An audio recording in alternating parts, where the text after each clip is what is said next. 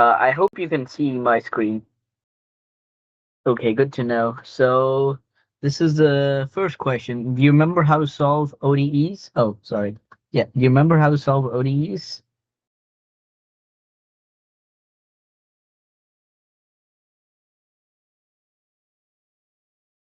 That's all right. We can go through how to solve ODEs. So yeah, you can ignore that. I'll probably take a snip of this. So this is really just the main thing you need to remember. But ODEs, they have a homogeneous solution and a inhomogeneous solution. So the homogeneous solution, I mean, mathematicians really like the solution for whatever whenever they equal to zero. So that is what the homogeneous solution is. The particular y function that causes the ODE to equal to zero. And the inhomogeneous solution is some y particular that results in this inhomogeneous value, which is obviously not zero. So there's a reason why you're given y h of x is this, and we're meant to guess this number. The rationale is I'm going to just give you a hint of the underlying mathematics into why you do this, but you convert the ODE.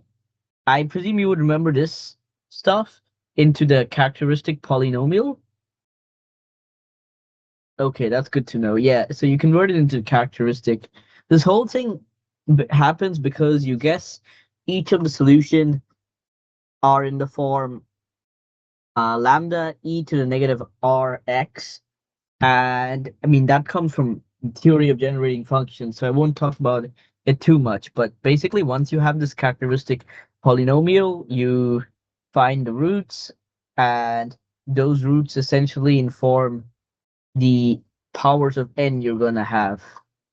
And if it's a polynomial, if it's a quadratic with one root, then you will have it in the form like a n plus b times the root to the power of n. And I mean, so what? We don't really go beyond degree two, but yeah. So is that quick summary of ODE good with you? I I hope you're solid with ODE. Okay. So now we get on to the part as to our inhomogeneous solution. You remember Alan talking about ansatz? Okay, that's good. So, I mean, he had a whole table of ansatz, but the rationale is you make an educated guess on what the inhomogeneous solution could be.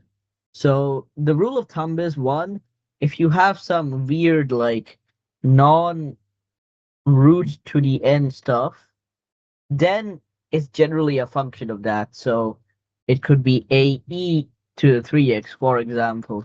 The reason we don't do a polynomial times ae to the 3x is because usually the equations to give us e is not a root. But if it were, then you'd have to consider it as a polynomial. And that leads me to the next part.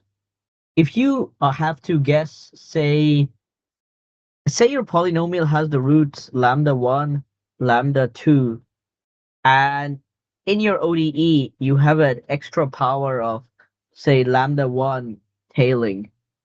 That actually means you'll have to guess something like a linear polynomial, sorry, a linear polynomial times lambda 1, because if you guess a constant times lambda 1 to the power, it will get absorbed back into the ODE. Similarly, you remember the case I was talking about where you have just one root? In that case, what's going to happen is degree, you'll have to guess a degree two polynomial that essentially such that it doesn't get absorbed into the OEE. And in this guess, you won't have to worry about a like a BN or a C component because those will all get absorbed. So that's the main intuition behind your guesses. And I guess given all of this, do you see why we chose this as our educated guess? AE to the 3x.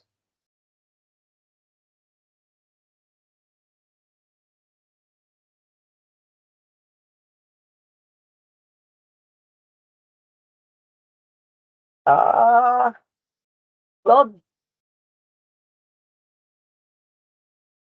I mean, I'm not sure what you mean with the Y, but basically it's in the same. It has the same level of homogeneity as this homogeneous degree. There's this thing in competitive maths that they talk about the homogeneity of terms, where they're of the same nature. So if you looked at terms of the nature of e to the x, e to the 3x, e to the 3x, they're of the same degree. So when I told you like if it's weird stuff, you guess weird stuff, it's basically that. But if you meant something else, what do you mean with the y? Ah, okay. Oh, okay, okay. Yep. Good, you got it. Yes. And the next part, which is the actual solving. I presume you're good with the solving? That's good. Do you want me to show you a MATLAB shortcut? I mean, you shouldn't need it for something this simple, but if you ever get a complex one, or do you know how to use solver already?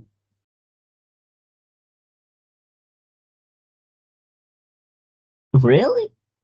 Oh yeah, yeah. Sorry, Mastery one. Yes. Sorry. For a second, I thought you said the exam was in Desmos. That would be funny. I guess let's check the information. So whenever in doubt, they usually have the information released somewhere. Yeah, MasteryTest2 information.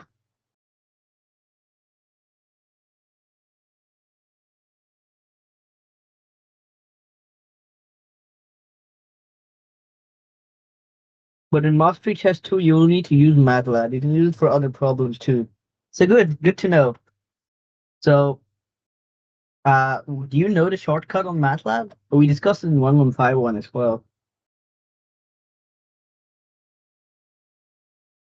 I can show it to you. You wouldn't need to use this. I mean, you wouldn't need to use it for this, but it's sometimes a helpful shortcut if it's like very complex or you're time poor, like you have 30 seconds, and I guess you don't want to test your mental math too hard. So we use the Sims toolbox. So I mean, our guess was a e to the 3x. So you have Sims a, Sims x as a variables being guessed. Then we will create our particular variable. I'll just call it g equals to a times x to the 3 times x. And here is where the funny stuff comes. So go back to our ODE. We basically need to apply the solver to this guy. Now, in MATLAB, we have an inbuilt diff function and a solve function. So what we'll do is we'll call upon the solve function. We'll write an equation. So diff g with respect to x, not a, 2 minus 8 times diff g with respect to x. You don't need to put 1. It's implicitly assumed by MATLAB. Uh, yes. And after that, if we go back to what our thing was, plus 16y equals to 14. Yeah. So plus 16 times g. And then in MATLAB, since this is not Maple, we do equal equal. And then we just have our 14 times x, 3 times x. And then you put in the variable you're solving for, which is a. And after that, MATLAB solver will do its magic. I mean, this worked in week 9, so let's hope it works now as well. And 14, interesting. It should be 14 out of 49. Did we put in the right?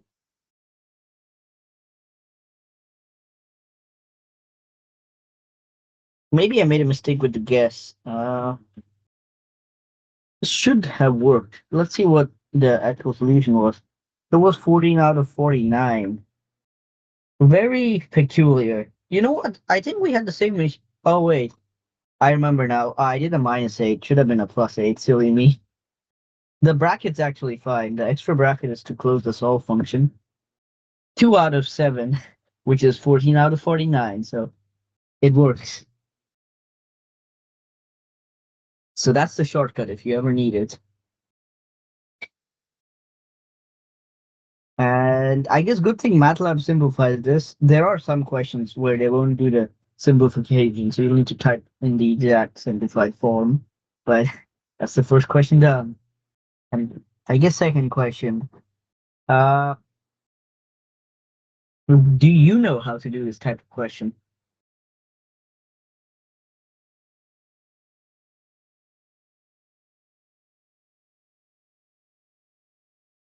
Oh, oh well, we'll learn. So my first question to you is y dash. That's with respect to x, right? Okay, good. Uh, and that means you d like d on d of x. These two terms, right? Simply applying the property that d on dx of the sum of two functions is the sum of the d of dx. Like it can form a vector space on its own, right? So we differentiate these two terms, right? Okay. The first one, would you agree, is just four, right? Okay, so that's where our little four comes from. Now, the second one, do you know how to do this guy?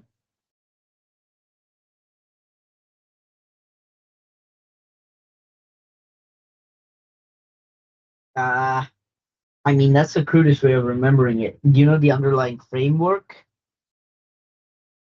So they can actually ask you this as a type response, but you have two methods.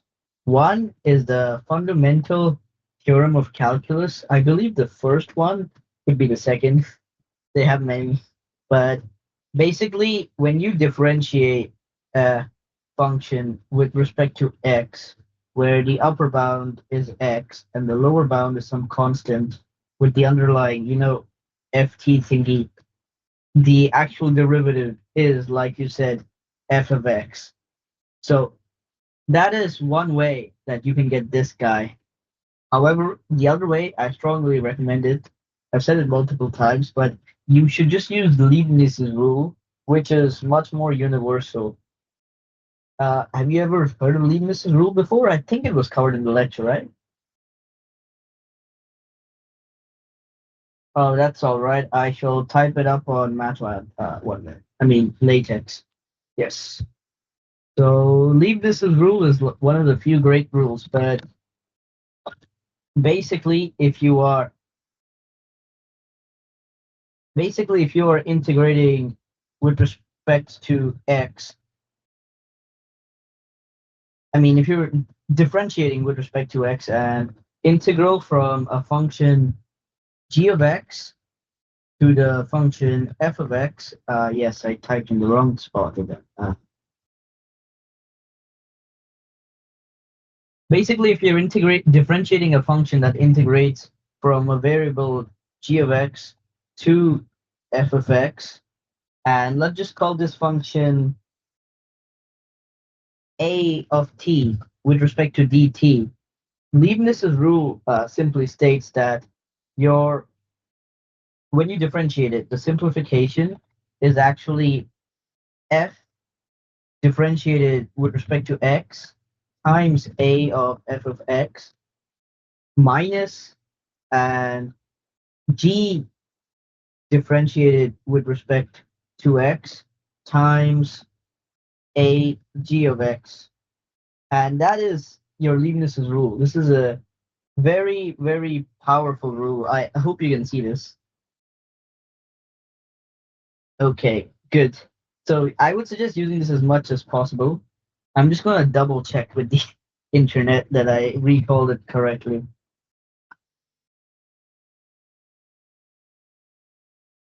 Like, this is very powerful. Let's see. Recalled correctly.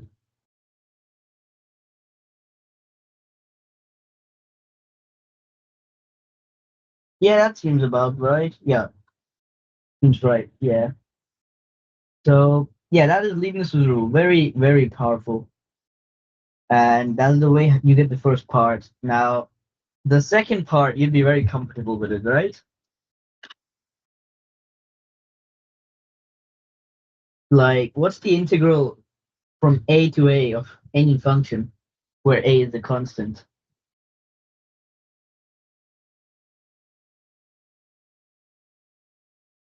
Zero, because what's happening is you're basically like, say this is your function, A to A, you're basically taking the area of nothing. Like you have no width to multiply by a height. It's like infinitesimally tiny. So this whole term becomes a zero, and then you just substitute in -8, call it a day. So is that all good? Do you have any questions? Okay, next question. All right, so this, I mean, I said it in previous live solves as well. Do not use MATLAB. So to ensure I don't waste your time, I won't use MATLAB because the functions are very simple. I mean, you can still use the MATLAB diff command, like diff cos 5 times x, and see what the derivative is. That's the first derivative, second derivative. So you can just keep doing that and it'll help you double check your answers. But yeah. So my first question about the first part is, do you remember the formula for Taylor polynomials?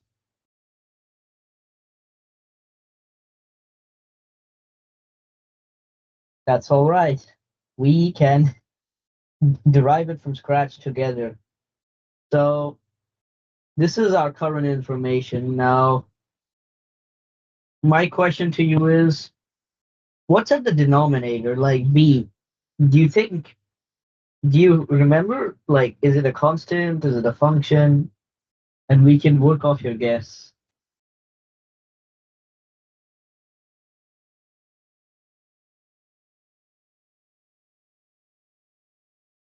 Okay, good.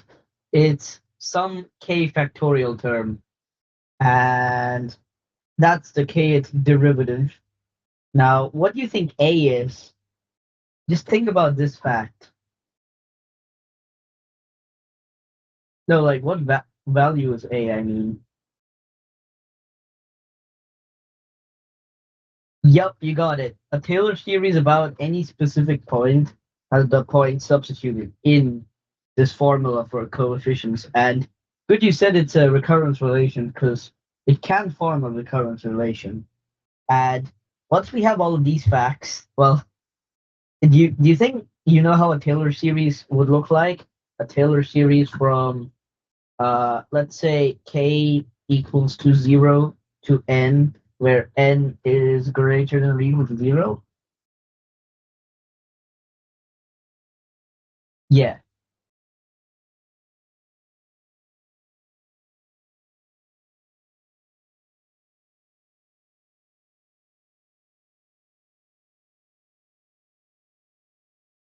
Yep. So you are on the right track there, k factorial.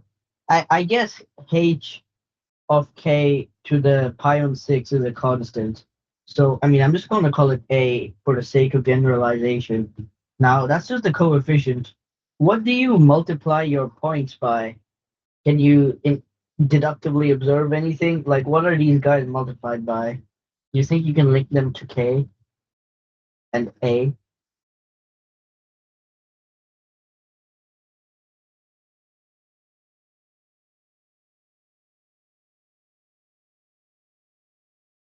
Uh, where is a multiplied in? Oh, that's a function evaluating with respect, like capital A is the input. H of x, this guy is h of x. So I guess my question is, that's the coefficient. What did we multiply these AKs with? Any guesses?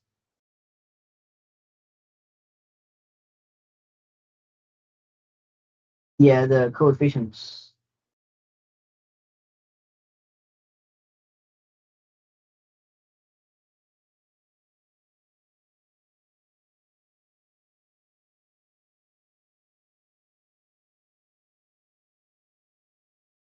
I guess you're close. X minus A to the K. That is the expression for your Taylor polynomial. This will work for any function that has a Taylor polynomial. So, I mean, that's how we derived the formula back from the information we were given. But do you see why we would do this? Like, any ideas? Yes, a nice approximation, because well, our basically we can determine how much n we want. You want it for n equals 3, n equals 2. Save compute. So yeah. So ultimately, this whole task is just that you find pi on 6, you find k factorial. Uh, from what we discussed, do you know how to find a naught, a1, a2, a3?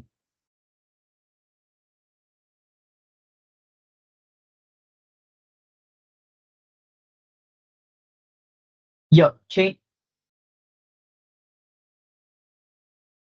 Yep, that's good. Yeah, basically just evaluate h at like zeros, first, second, third derivatives. I mean, with the point pi on 6, take the k factorial. So good. And I can tell you these work. So, do you have any questions about this question? Because it's meant to be mainly a diffing and subbing exercise. Okay, that's good. Because we shall move on to the next question. If any of this is boring, we can go through the past booklets, just to let you know. Because I do feel like you might get bored. Like, this one's the same. Would you like to revisit this? Okay, good. Next question. This one's a tricky one. Do you remember the convergence and divergence stuff from the lectures?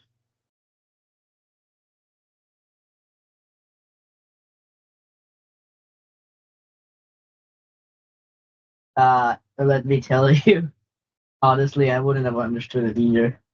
The thing is, it's too esoteric. Like, you can get the theory, but when it comes to practical application, so I'll let you know some two super hints. So remember that the convergence of a power series is the convergence of some x to the some polynomial raised to a power, normally a linear term inside. So just by pure intuition, our actual radius is 7, just by pure intuition. But you can do this mathematically. You're going to actually have to use some mathematics to figure out the next part. So for this, we will need to do some limit tests. So do you remember any limit tests?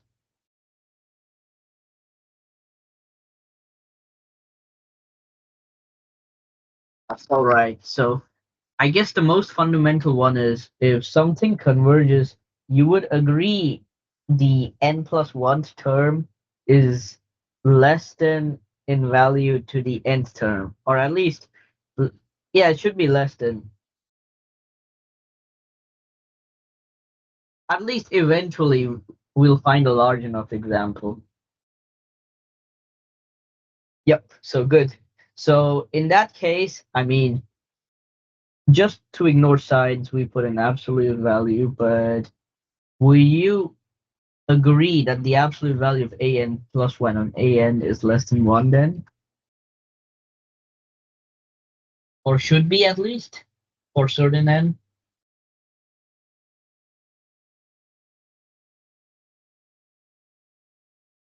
No, it's smaller. We just agreed if it's converging. Okay, yep. That's all right. We're here to learn. And here's what I'm gonna do. I'm gonna add limit n approaches to infinity. And this is the ratio form of our limit test. Like, if something is converging, it must satisfy this condition.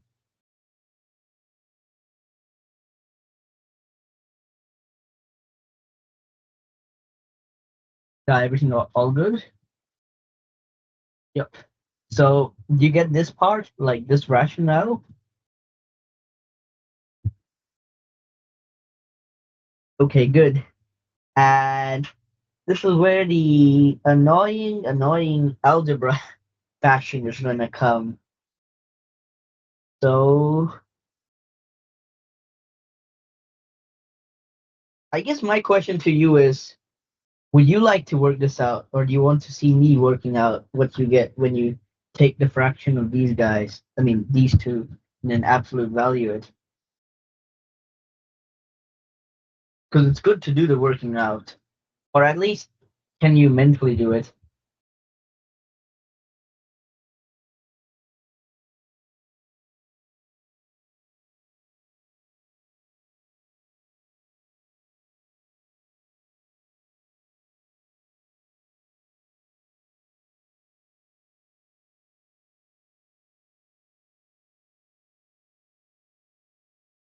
Well, I mean, the ends are arbitrary.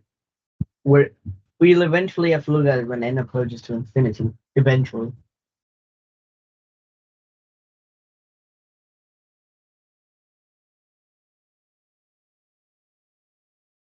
that's all right. I shall show you with the power of latex, I guess.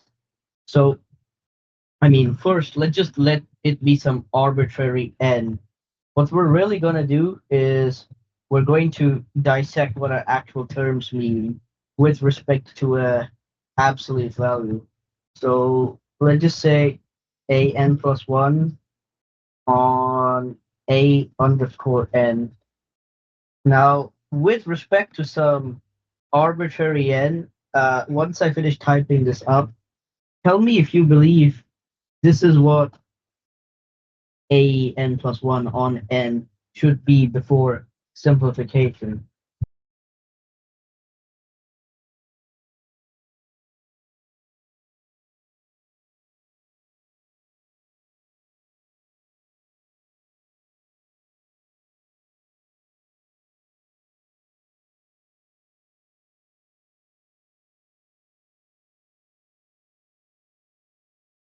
So I'm almost finished typing this up. Once I finish, do think if this is what a n plus 1 on n should be. I mean, if you agree, we can move on to next steps.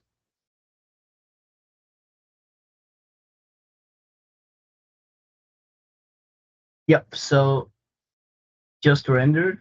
So this is what I have as the current fraction. Just looking back to our question,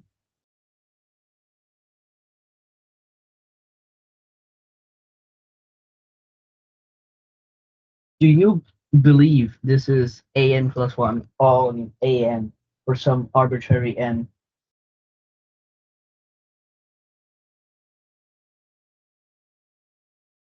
Oh, I forgot the absolute value, silly me. But yep, that's good. You believe it. Now, I guess, can you see how we can simplify this? Do take your time, just visually, like, if you can figure out.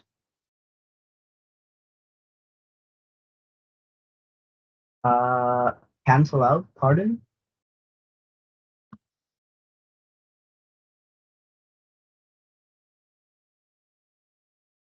Like, how much of x minus 7 thousand allows? X minus 7 squared, x minus. Yep, good spot. So you basically move out the x minus 7 to the end. Now, any, yep, good spot. So yeah, you get rid of the 4 to the n part, and you think you can figure out what this simplifies to?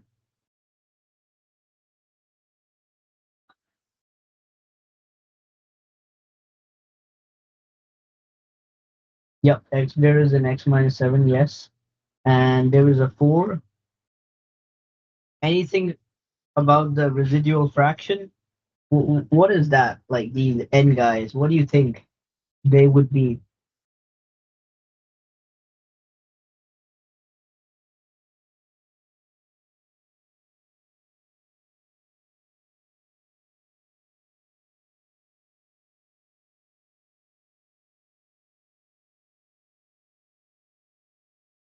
You can give it to me as one fraction, unsimplified if you want, but I will need to know the fraction.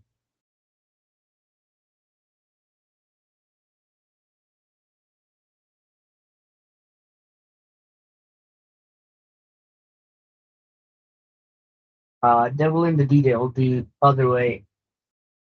So n squared plus 7 on n plus 1 squared plus 7.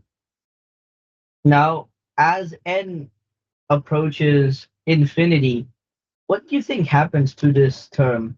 Remember that the limit of the product of two functions equals to the limit of the first function times the second function when they can be separated. So what do you think is going to happen to these guys as n approaches infinity?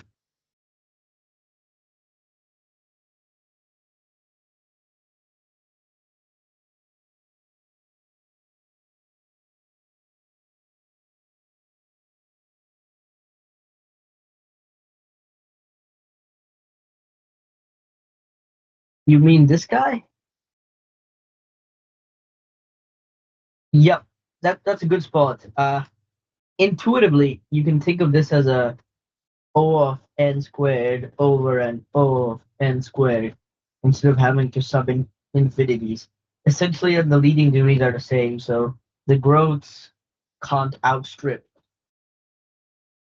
kind of rational. That's why we go into big O notation in like many courses. So yes, this guy, very nicely spotted, is one. What happens to your x minus 7 on 4? What do you believe happens?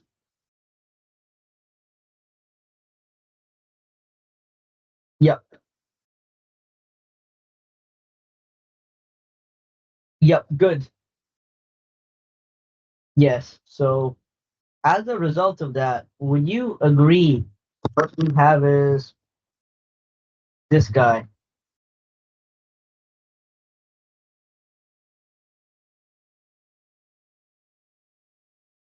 Would you agree this is what we have?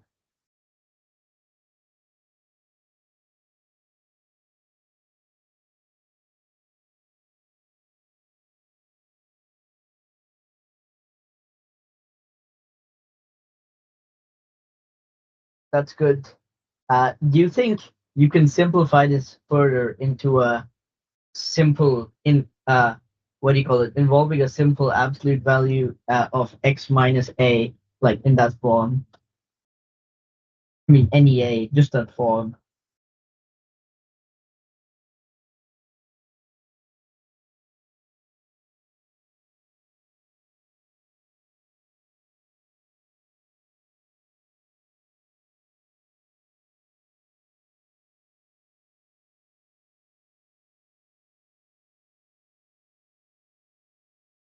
Uh, we're not talking about x on 4, so just multiply by 4. You know the identity won't change, and then you reach here basically. Now, do you see why the answer is 7 minus 3, 7 plus 3? Like, do you believe you can visualize an absolute value function? Okay, that's good. So yeah, we reached our answer basically. Good job. We did it. It's correct. Yep. I guess on to the next one. Maybe we should get a little faster because I believe there's 13 questions. Yeah. All right. Time to get faster. Now, this question, what do you think about the sequence? Increasing, decreasing?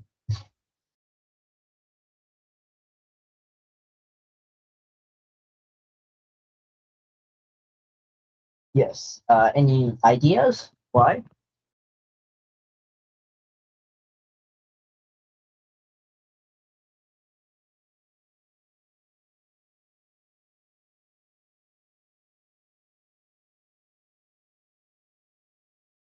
Yep, good spot. Another thing you should notice is that 8 times x plus 4 is 8x plus 32. So you can rewrite this as 8 minus 3 on x plus 4, given x does not equal minus 4, and we know that for now at least. So when you write it in this form, you can naturally see as x gets bigger, this guy gets smaller, so the term gets bigger. Yep, that's good. So yeah, And this actual form will get you the upper bound, funnily enough. So yeah. So that is those two. Now actually comes the hard part. Do you know how to get this value? Yeah.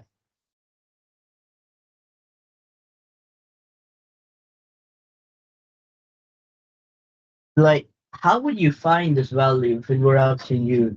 You got the sequence approaching some number, at least two very big guys for big N, AN, and AN plus one are very close to it. Like, imagine this guy is your limit, and these are your two ANs. They're like ridiculously close to it.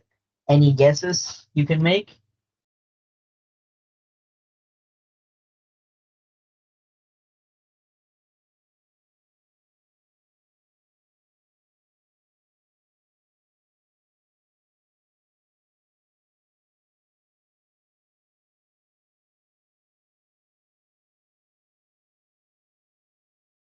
Not eight, just an arbitrary L, but spot on. So you can consider L approximately equaling to f of L.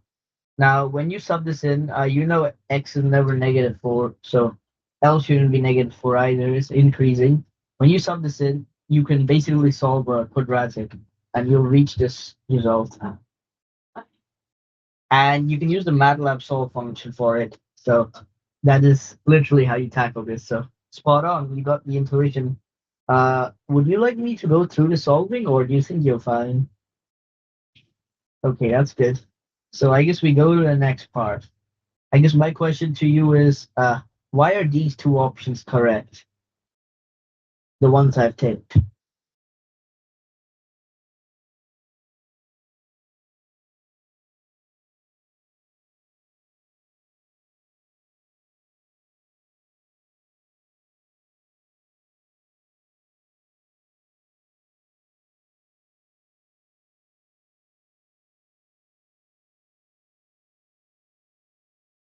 Yeah, well, it's still eventually. You're still at some eventuality.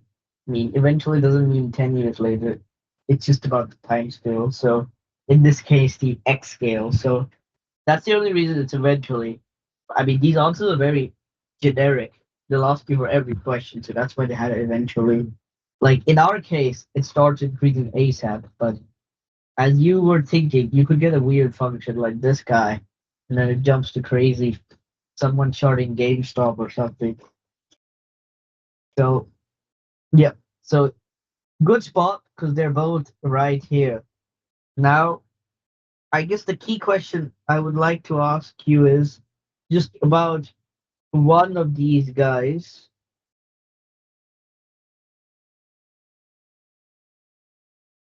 My question is, why can't you say AN is bounded below?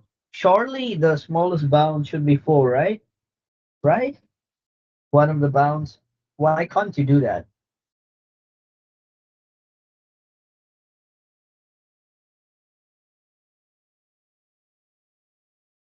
Why isn't it bounded below? Sorry, yeah. Why isn't it bounded below?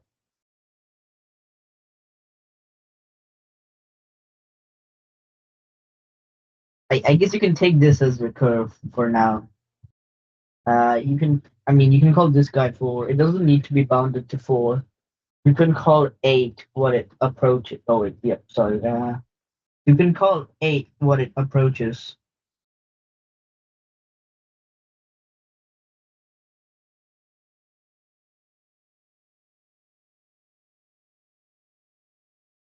Yep, yep. Yeah, let's just call it, put it here, I guess, for context.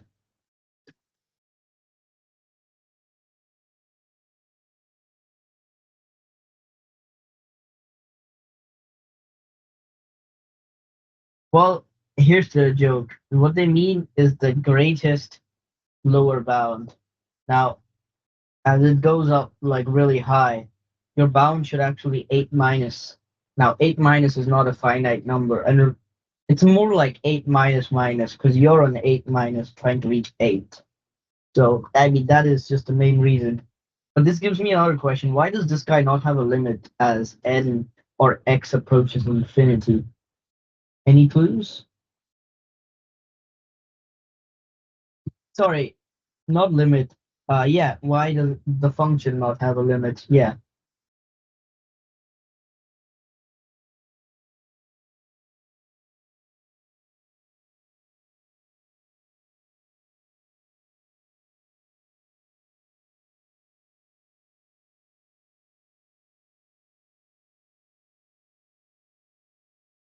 Equal to 4. No, but you have 8 as the bound. Like clearly the it's approaching 8 from here.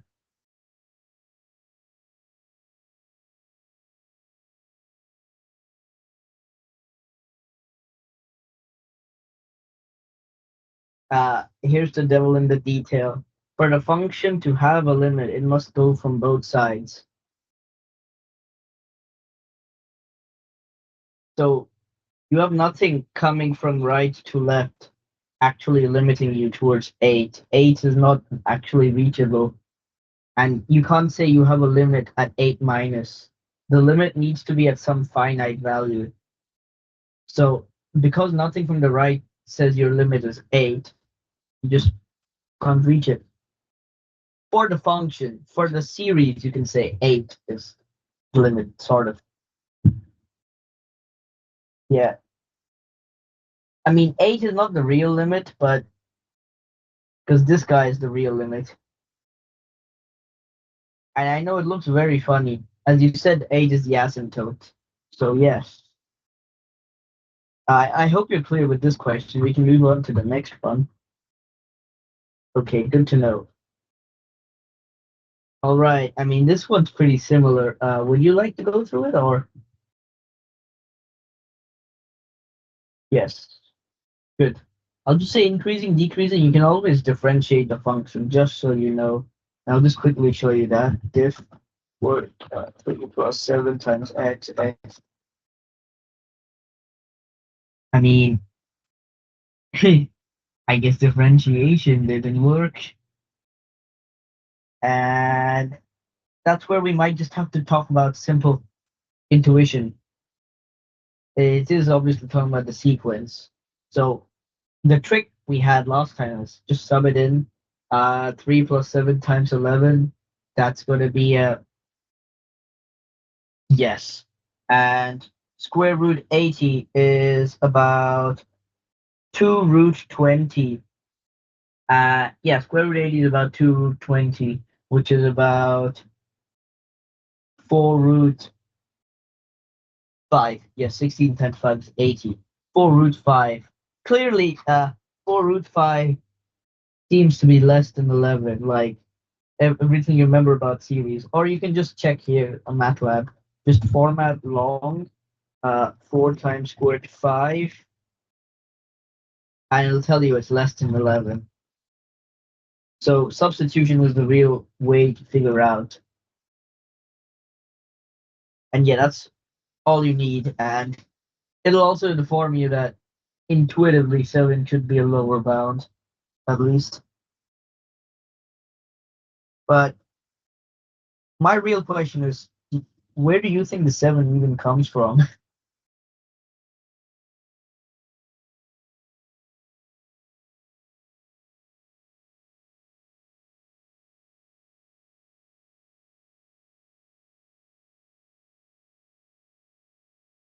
I mean, you can always plot it in MATLAB. I'll show you on Desmos though, just for the sake of time, but I'm not sure if this will give you the answer necessarily.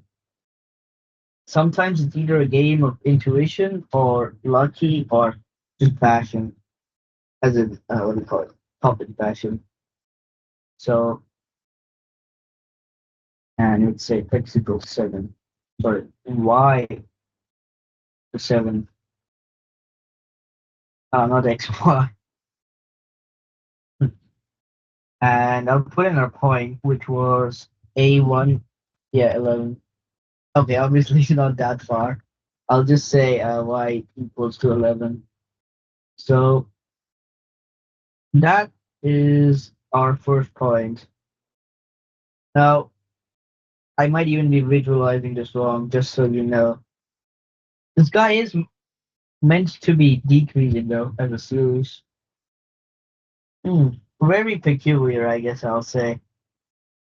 Well, I'll leave a hint for you because we actually didn't solve through this in previous live solves, but we just applied intuition because of the fact that it's decreasing. That's literally how we did it. But I believe if you do some of the ratio tests, you can figure it out.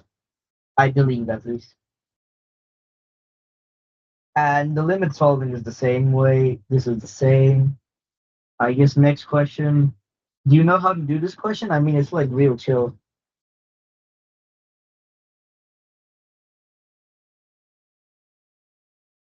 You That's good. So walk me through. How would you do this?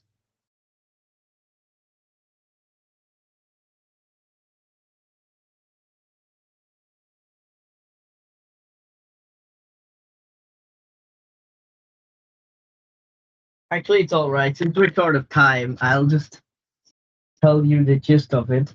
But basically, you paste the code. Make sure max step of 0.02. So this is 2e negative 2. Change your function.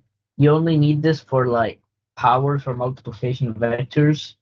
You change your span to 3. Your y naught is 1. You basically use this and you get tout and wout.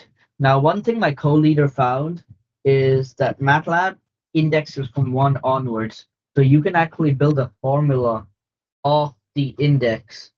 So basically, I mean, I don't fully remember the gist of this code. I mean, I just plotted it and just looked at the plot. But basically, what you do is you realize that it increments in your max step. So your index is whatever your basically this guy is minus your starting value divided by 0.02. So like 2.52 minus say your starting value 1 slash 0.02 plus 1 for the extra 1. And that'll give you your actual values. So do try that because I realize we're running egregiously short on time. Sorry, I was, I guess, a little slowed, but yeah, and then you should get it, or you can plot it. So, I mean, are those two methods clear for you, or do you want to go through them? Okay, that's all right. Just a bit of coding. And now this one. Do you remember the rank nullity theorem?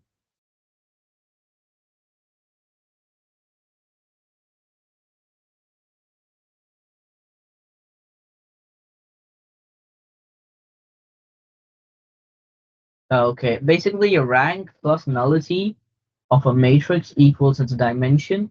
The nullity is the dimension of the kernel. Now, do you remember what the kernel is?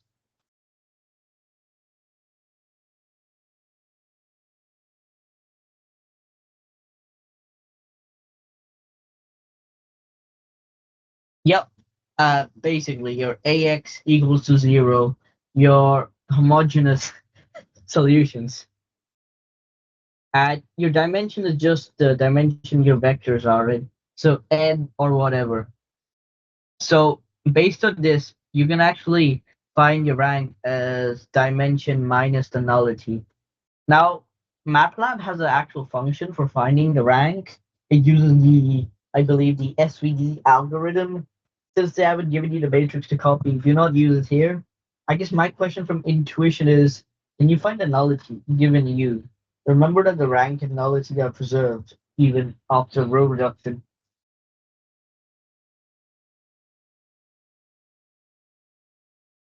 Remember, in your kernel, we aren't counting the trivial solution of x equals to 0.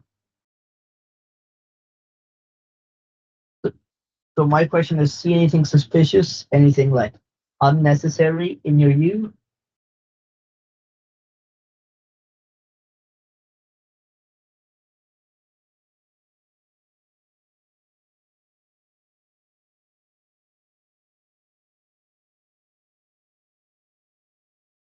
It's these two guys. They're scalar multiples of each other.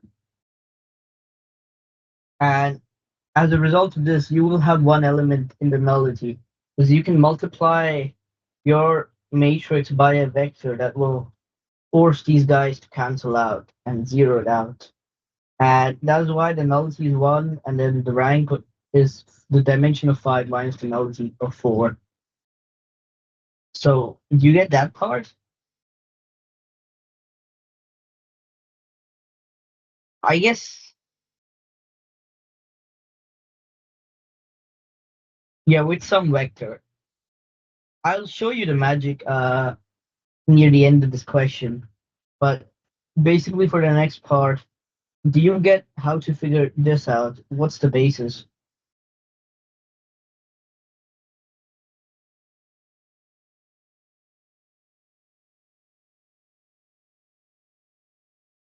Yes, but what do you take?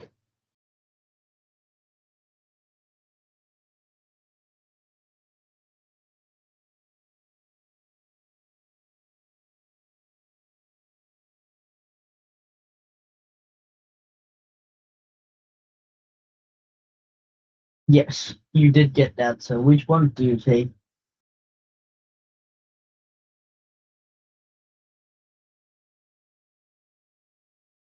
Okay, I mean, good you read it, but basically the ones you know are definitely not in the kernel, you take those guys, and then it's just a choice between these two.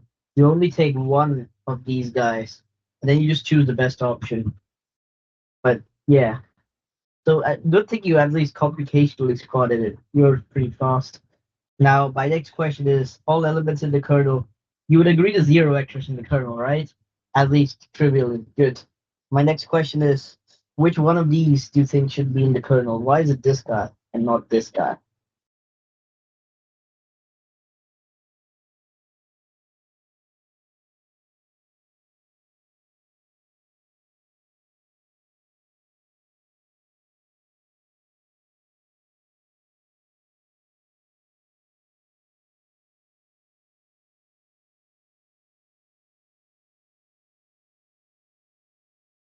Yep, spot on. So the intuition is obviously if you multiply the zero vector, everything cancels out. But the reason you get a non-trivial solution is you can make a scalar multiple of these such that they cancel each other out. So if you do 2, -3, or -2, 3, when you multiply this over, it'll just cancel it out. Yep. And the same thing basically carries in here. So yeah, that's basically the rationale. And ooh, if you're fine with this question, all good to go on the next question? Okay, good. So this question, I presume you know how to do basis?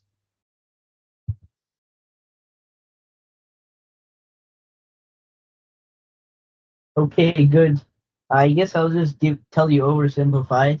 Basically, when you are given something with respect to a basis, that just means it's this guy, the first value times the first basis vector plus the second value times the second basis vector plus the third value times the third basis vector.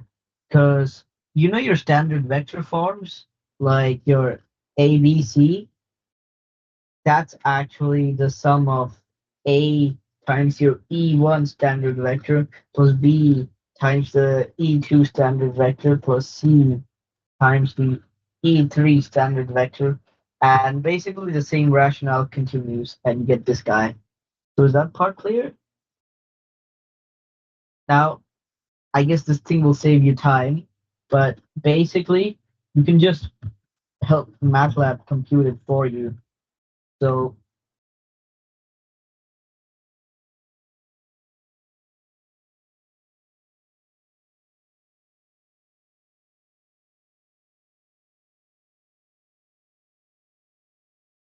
I'm not even sure if I put the right value in, but let's see. It'll basically compute it for you. However, the reason it's gonna be wrong is this question, they've actually hard coded it. They want you to type in the exact numbers. Just this question mainly. So don't make that mistake in the actual exam. Next question. Do you get how to do this question? Remember? Okay, that's good. Yeah, yeah, good, good. Basically, you find a linear combination of these guys that equals this guy, and those are the components. Good. Now, next question. Since we need to get to the meat of it, this is the second last question. I remember the last one's a little nasty, so uh, I'll just give you a rundown. Are you very comfortable with linear maps? Otherwise, we can focus on the last question more. The last question's this guy for reference. Just dependence.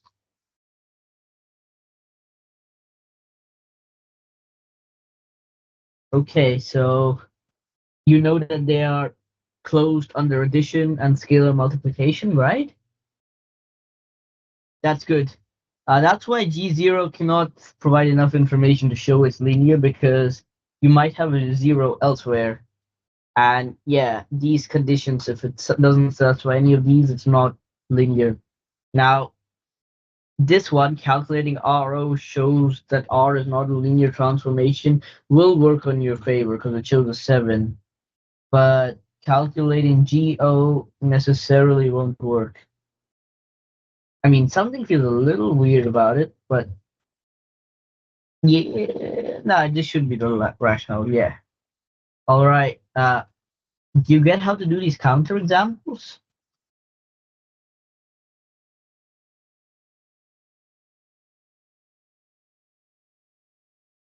Yep. Here, I would really want you to hone in on the absolute value. You sort of lose out the negative one, and that is exactly what affects it. Now, if you had this in some power, then you could do lambda cubed and scalar multiplication, consider degrees inhomogeneous. So you can do that as well if you get that situation. But yeah, I guess in that case we can move on to the next one. So I actually haven't done part B of it since it's going to take too long. So my question is this set dependent or linearly independent?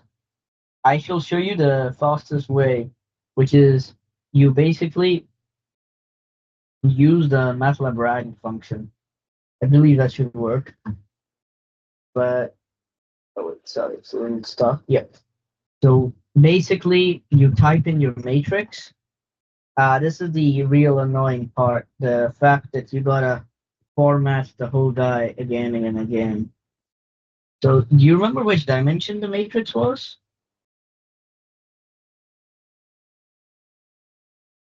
Fourth. I guess I'll double check. No, it wasn't the sixth. That's a lot of dimensions. A lot of people, what they forget is MATLAB is fine using spaces as delimiters between columns. So you just need to put a colon after every sixth element. So that's six.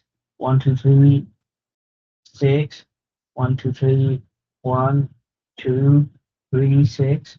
1, 2, 3, 1, 2, 3, 6. 1, 2, 3, 1, 2, 3. That's 6. And then you have your matrix, and basically you call upon the rank function, and you see the rank is actually 4, but you have 5 vectors. So there's clearly something in the nullity, hence it's linearly dependent. That part's chill, right? Okay, good. Now, the next question. Now, this is the annoying part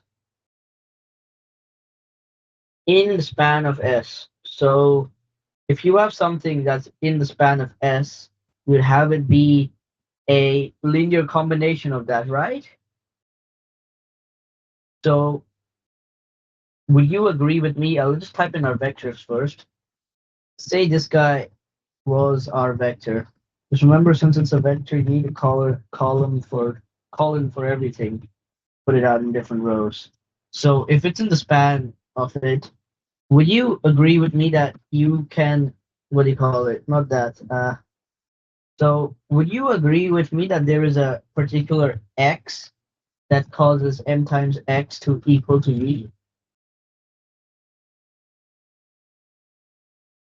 Okay, let's see what it does. Now, here's the devil in the detail. You gotta actually define what your x is. So your Sims x needs to be a vector,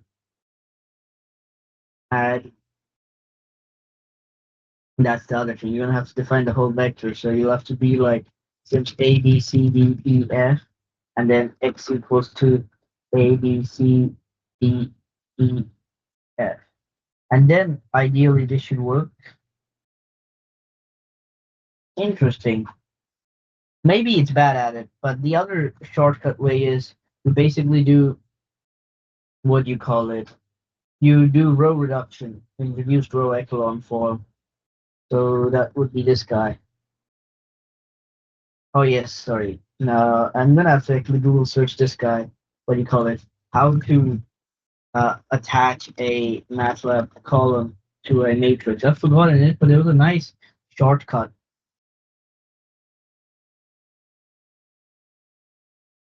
Interesting. So that oh yeah, I needed a comma. Yes. So uh, dimension is not consistent. Interesting. Maybe we put in something extra. That's 6, right? Sorry. Yeah. And that's interesting. Ah, that means I made a silly mistake. Yes. Sorry, I made a silly mistake. But the whole idea is you basically row reduce it, and if you can find a distinct solution, then it's obviously in the span. However, I do remember there is a shortcut. I'm just going to Google search because I forgot how to check if a vector is in the span of a matrix or basis. Like MATLAB has some lots of neat shortcuts that, yeah, this guy is very powerful.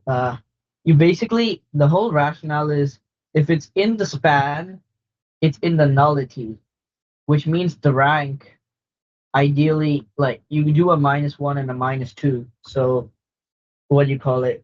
When you take the rank of this, you've added an extra vector to the dimension. I mean, when you take the rank of this,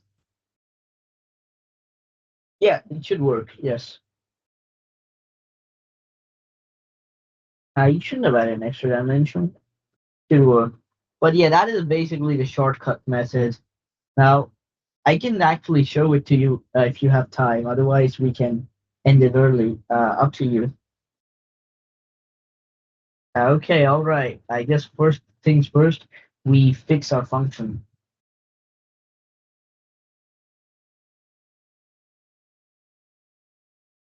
So we actually goofed up the vector. So me. So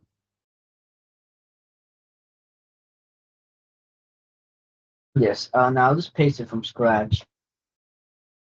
So I'll just put it.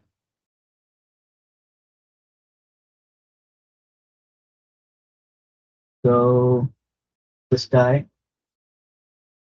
Yeah, I kind of wish this part in MATLAB was easier, but even in the lab test, you're gonna have to actually do this. So we're gonna backward count. The reason this issue happened is we have 6 elements in the column, which means 5 in the rows.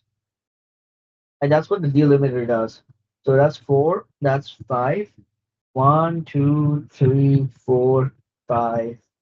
1, 2, 3, 4, 5. 1, 2, 3, 4, 5. 1, 2, 3, 4, 5. 1, 2, 3, 4, 5. One, yeah. Oh, silly me. Obviously, don't need one there. Now we have a. Okay, I'll have to relabel this function as something else.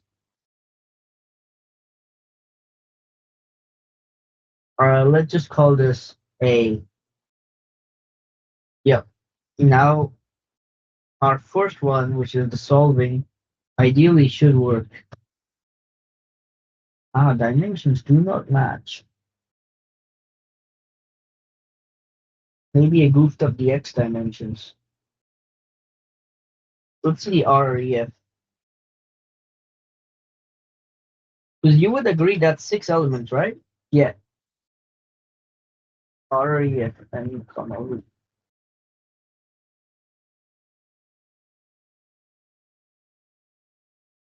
Very peculiar why it doesn't match.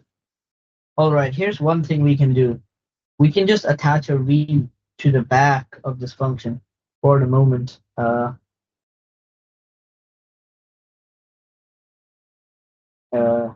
what will I read? This is just to show it to you. I'm sure you won't make the same coding mistakes I've been making. Like, this needs a bit of practice.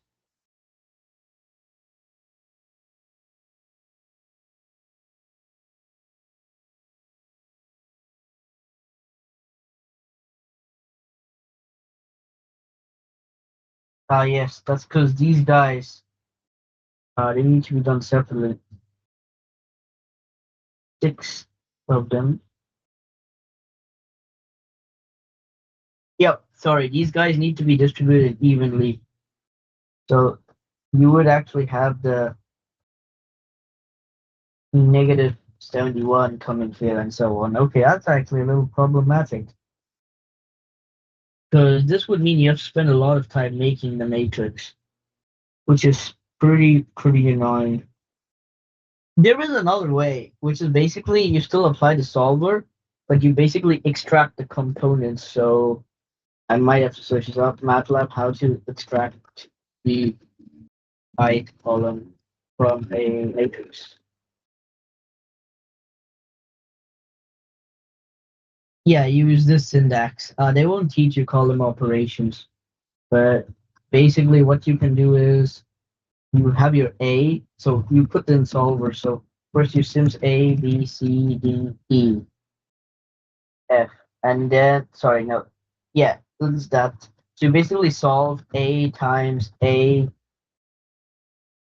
in the first column plus B times B the second column plus C times C, D, I mean A, the third column plus B times A, the fourth column plus E times A, the fifth column, equaling to your vector. So we can just copy our vector back.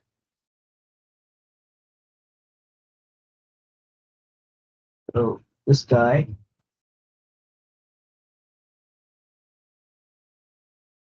with respect to our parameters. So A, B, C, D, E, and this should work. Oh yes, the infamous saving issue. So let's just say Q equals to ons, Q dot A, Q dot B. Ah, okay, sorry, you can't use this. The reason you can't use this is MATLAB is not sometimes good with these solving operations, unfortunately. Sometimes. I'll just rerun it just to see. Perhaps the issue was with the structs. Yeah, MATLAB's not good with this, so sorry about that. The best solution for you is to literally RREF A attached to your vector. Now, the reason this doesn't work is very peculiar, but it should have worked. Uh, wait. Oh yes, so we mean. Yep, it worked finally. So basically, when you do your RREF,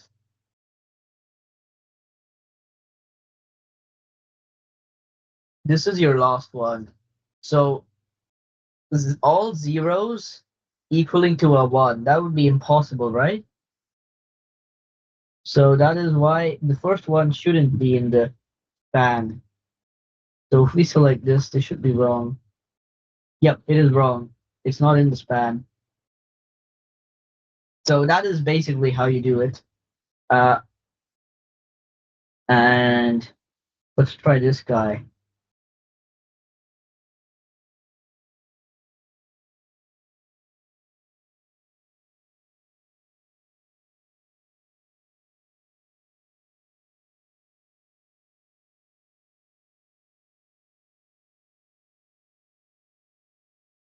I know, right?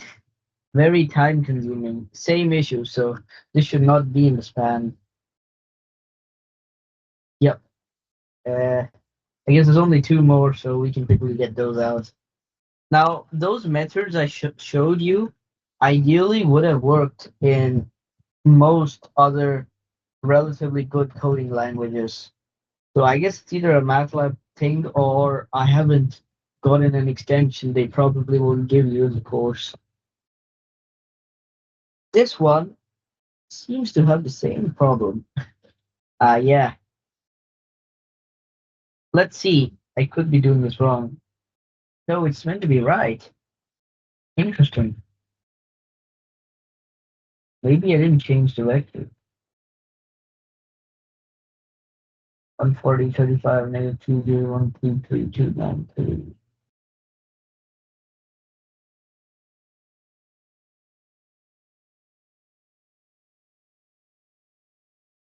Peculiar.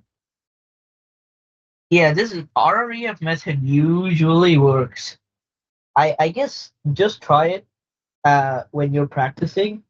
If it doesn't work, you can put a message on Discord or on Teams. I'll see if me or my co-leader can reply to you. But yeah, sorry we couldn't get this to work. I really thought it was gonna work, but I guess thank you for coming. Just before you go, if you could scan the feedback survey. Ooh, do you have any questions or anything?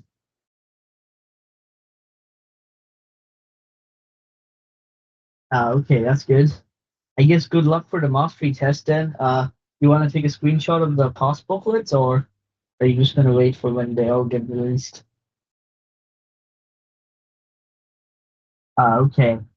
I guess good luck with your mastery test then. Thank you, Zaki. Have a good day.